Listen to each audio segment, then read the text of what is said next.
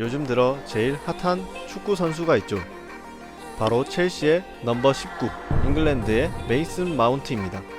메이슨 마운트는 만 18세, 19세의 나이로 팀 내 최고 선수로서 LADBC 베스트 11에 선정되고 챔피언십 리그에서도 수위급 활약을 펼쳐 보이는 등 떡잎부터 남다른 선수라는 것을 알 수 있습니다.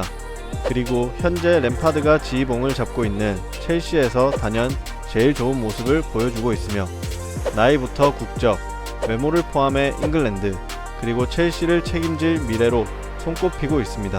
또한 맨체스터 시티의 필 포든과 함께 잉글랜드의 중원을 책임질 인재로 평가받고 있으며 포스트 램파드라고 많이들 부르지만 플레이 스타일은 램파드와 전혀 다른 것을 볼 수 있습니다.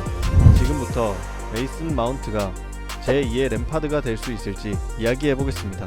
주 포지션은 공격형 미드필더로 굉장히 공격적인 성향을 지니고 있습니다.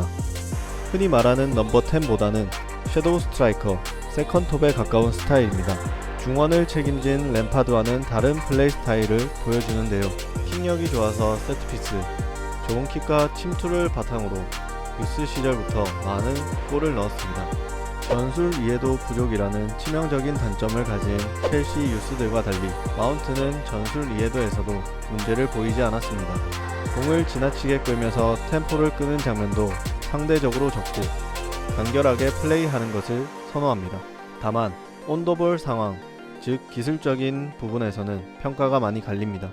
어렸을 때부터 공격형 미드필드에서 뛰었는데 기술적으로 하자가 있다는 것은 말이 되지 않는다만 마운트를 테크니션이라고 보기엔 힘듭니다. 공이 없을 때 스프린트하는 모습을 보면 느리진 않지만 공을 잡으면 속도가 확 떨어집니다. 예를 들면 전 아스날, 현 에버튼에 뛰는 월콧이 이런 유형에 속합니다.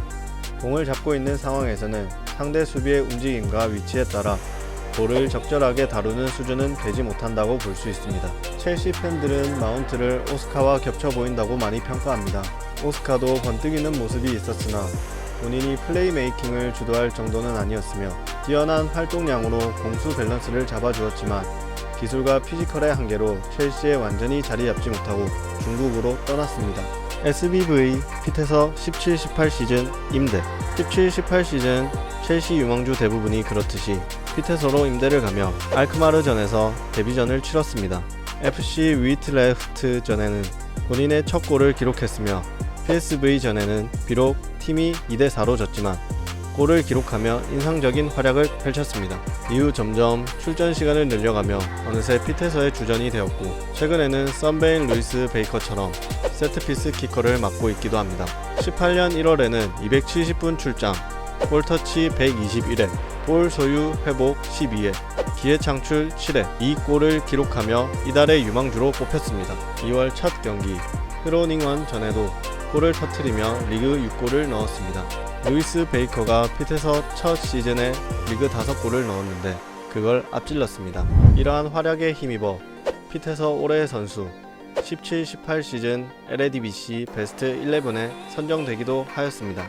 더비 카운티 FC 임대 램파드가 지휘봉을 잡고 있던 더비 카운티로 18-19 시즌 한 시즌 임대를 가게 됩니다. 램파드의 믿음에 걸맞게 첫 경기부터 선발 출장을 하였으며 경기력은 좋지 않았지만 램파드를 연상시키는 중거리 슛으로 동점골이자 데뷔골을 넣었습니다. 8월 25일 리그 5라운드 프레스톤 노스엔드 경기에서 경기력은 반토막난 와중에 1골 1어시를 적립하며 팀을 2대0 승리로 이끌었습니다. 카라바오컵 4라운드에서 첼시를 만나게 되면서 램파드의 농담은 현실이 되었습니다.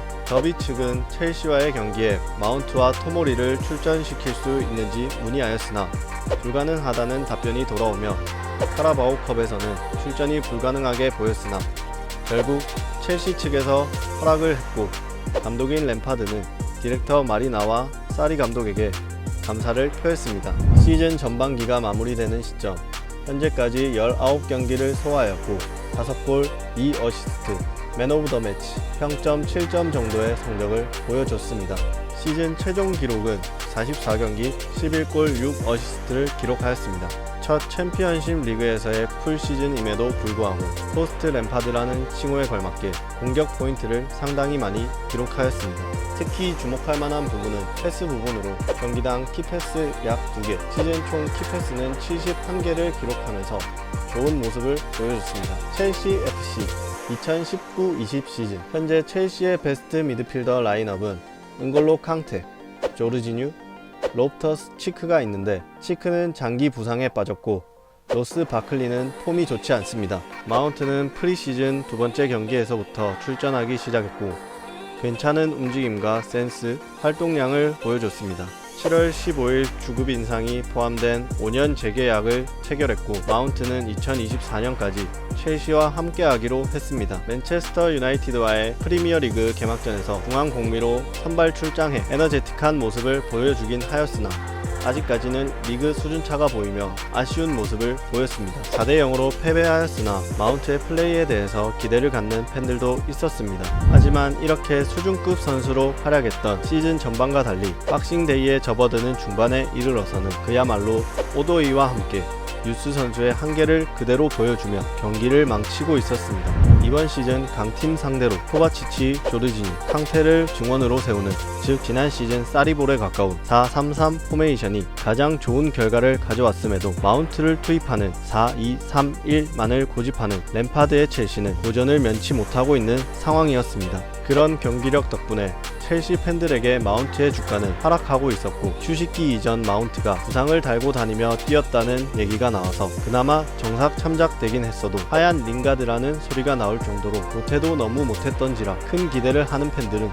적었습니다. 하지만 2주 겨울 휴식기를 갖고 나온 이후 캉테의 이른 부상으로 나온 맨유전에서도 평균적인 모습을 보여주었고 이어서 토트넘전에서도 중반기에 욕먹던 것보다는 훨씬 나아진 모습을 보이며 2대1로 승리에 기여했습니다. 그리고 29라운드 에버턴전에서 중요한 선제골을 기록하였습니다. 경기 전체적으로 아주 좋은 활약을 했습니다. 코로나19로 대회 중단과 팀 훈련이 취소된 상태에서 자가격리하라는 공고를 무시하고 웨스트햄의 데클란 라이스이랑 북런던의 한 연습 경기장에서 공을 차는 모습이 발각되며 많은 비난을 받았습니다. 팀에서도 자가격리를 이행하지 않은 마운트에게 조치를 취할 것이라고 합니다. 메시가 인정한 마운트, 프랭크 램파드의 황태자 메이슨 마운트가 축구의 신 리오넬 메시의 칭찬을 받았습니다. 영국 매체 풋볼 런던은 30일 첼시의 유망주 마운트가 스탬퍼드 브리지에서 획기적인 발전을 이루는 시즌을 보내고 있다라면서 마운트에게 더 의미 있는 칭찬을 해준 선수가 있다. 바로 동시대를 넘어 역대 가장 위대한 선수로 평가받는 메시가 주인공이다라고 전했습니다. 메시는 파트너십을 체결한 축구 카드 제작업체 톱스킥을 통해 마운트의 플레이를 지켜봤는데 세계 최고의 선수가 될 잠재력이 있다라고 칭찬했습니다. 과연 메이슨 마운트는 제2의 램파드를 넘어 더 좋은 선수가 될 수 있을지 세간의 관심이 모아집니다.